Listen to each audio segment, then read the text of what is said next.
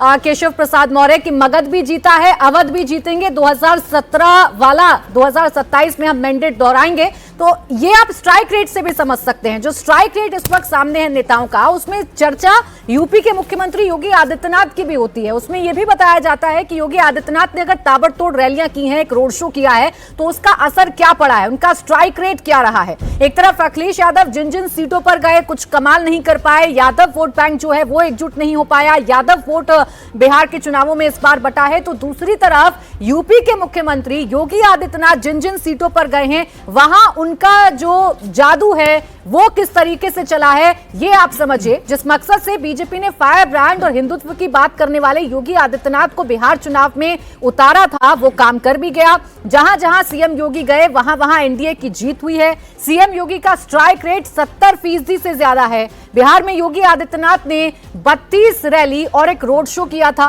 Rally और road show के जरिए 33 सीटों को कवर किया था और इन 33 में से 22 से ज्यादा सीटों पर एनडीए प्रत्याशी आगे हैं या तो वो जीत गए हैं। तो यह है योगी फैक्टर जो इस वक्त बिहार में चला है।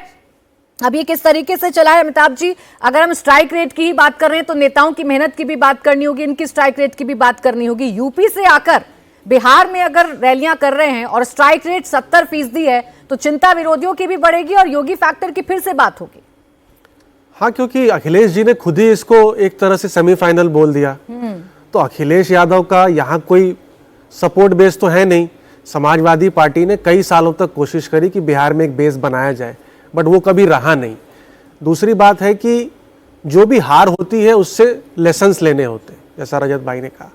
अभी लेसन क्या है, इस पे उल्टा लेसन है कि भाई हम एसआईआर और वोट चोरी की वजह से हार गए।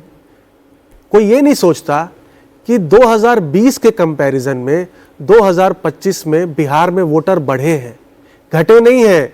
7 करोड़ 36 लाख वोटर थे 2020 में और अभी 7 करोड़ 45 लाख हैं। 90 लाख ज्यादा वोट पड़े हैं। तो डिलीशन कहां से हुआ? 90 लाख ज्यादा वोट पड़े हैं। तो क्या होता है कि हार का एक आपको रीजन ढूंढना होता है, उस रीजन को ढूंढ के अपने कैडर को मोटिवेट करना है। बट अगर वो मुद्दा चल ही नहीं रहा है तो वो कैडर मोटिवेट कैसे होगा उस मुद्दे से। और आपने पीडीए की बात करी कि अखिलेश यादव ने पीडीए या पिनाज जी ने बात करी थी, लेकिन अभी भी आरजेडी ने तो 49% टिकट मुस्लिम यादव कैंडिडेट्स को दिए थे, 36% यादव को दिए। भाई आबादी तो 14% है। तो जो पीडीए एक्चुअली में अखिलेश यादव ने अप्लाई किया था कि भाई सिर्फ 5 ही यादव समाज के कैंडिडेट दिए थे, वो भी लार्जली फैमिली में, वो यहाँ पे रेप्लिकेट नहीं हुआ था। कहें कि बटेंगे तो कटेंगे, एक है तो सेफ है, ये इस बार बिहार में चल गया।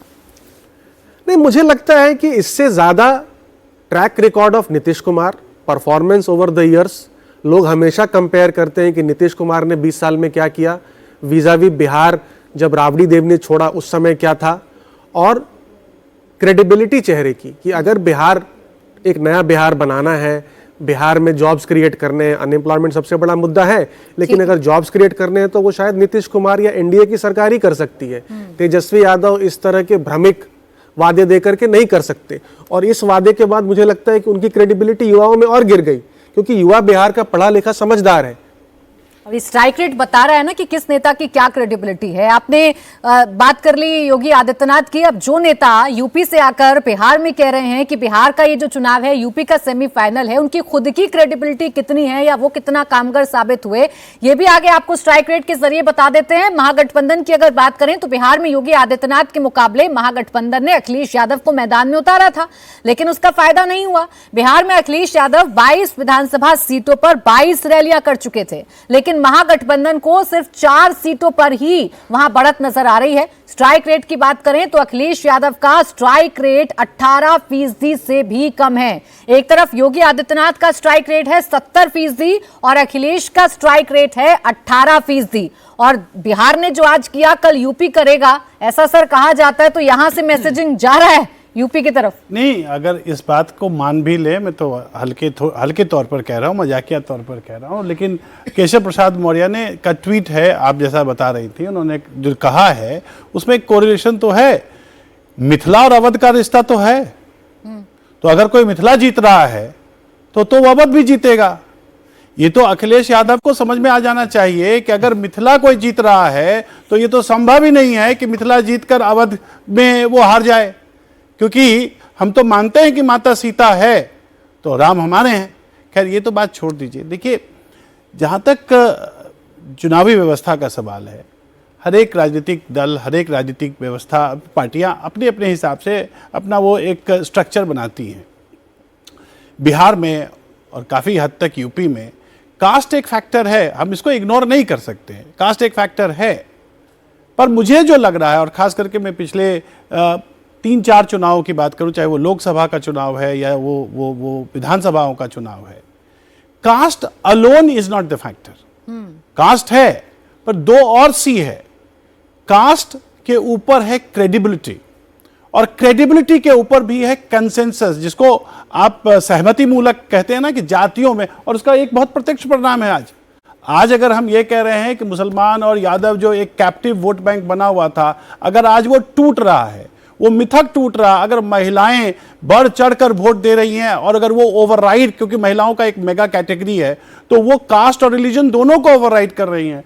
अगर आज मुसलमानों का वोट भी जदयू को जा रहा है, और मुझे लग रहा है कि भारतीय जनता पार्टी को भी, अभी ये डेटा आएगा तो पता चल जाएगा, तो कहने का मतलब है चुनाव एक संपूर्ण रन होता है। इसलिए भी बढ़ेंगी क्या, क्योंकि ओवैसी कह चुके हैं कि भाई मैं यूपी भी आऊंगा, यहाँ बिहार में तो टेंशन बढ़ा दी, यूपी में भी बढ़ाऊंगा। देखिए, एक बात, अभी कास्ट की बात हो रही थी, कास्ट बहुत बड़ा फैक्टर है, सिर्फ फैक्टर नहीं है। महिलाओं में भी जब महिलाओं का वोट होता है तब भी वो देखती हैं, ऐसा नहीं है कि वो कास्ट नहीं देखती हैं। अगर ये फैक्टर नहीं होता तो बीजेपी अपना जो उसका सबसे बड़ा वोट बैंक है, अगड़ी जातियों को इतने कैंडिडेट क्यों देती? अगर कास्ट फैक्टर नहीं होता तो नीतीश कुमार ईबीसी को सबसे ज्यादा कैंडिडेट डिनाई तो नहीं कर रहा सर। और अगर यही नहीं होता तो ये भी आरजेडी भी यादवों को सबसे ज्यादा क्यों देती? तो कास्ट बिल्कुल फैक्टर है, और उसी को देखकर चुनाव में कैंडिडेट्स तय किए जाते हैं। बाद में उसके साथ क्या क्या और जुड़ जाए, ये जो है पार्टियों को बेहतर प्रदर्शन के लिए। सर कास्ट, वही तो मैं कह रहा हूँ, कास्ट के ऊपर प्लस भी तो होगा। कास्ट तो एक फैक्टर, आइडेंटिटी तो राजनीति में हमेशा से फैक्टर एमवाई को लेकर हमेशा कहा गया ना कि 32% से तो अपनी गाड़ी स्टार्ट महागठबंधन कर रहा है या आरजेडी कर रहा है, लेकिन इस बार लग रहा है 32% भी पूरी तरीके से इनके साथ नहीं गया है।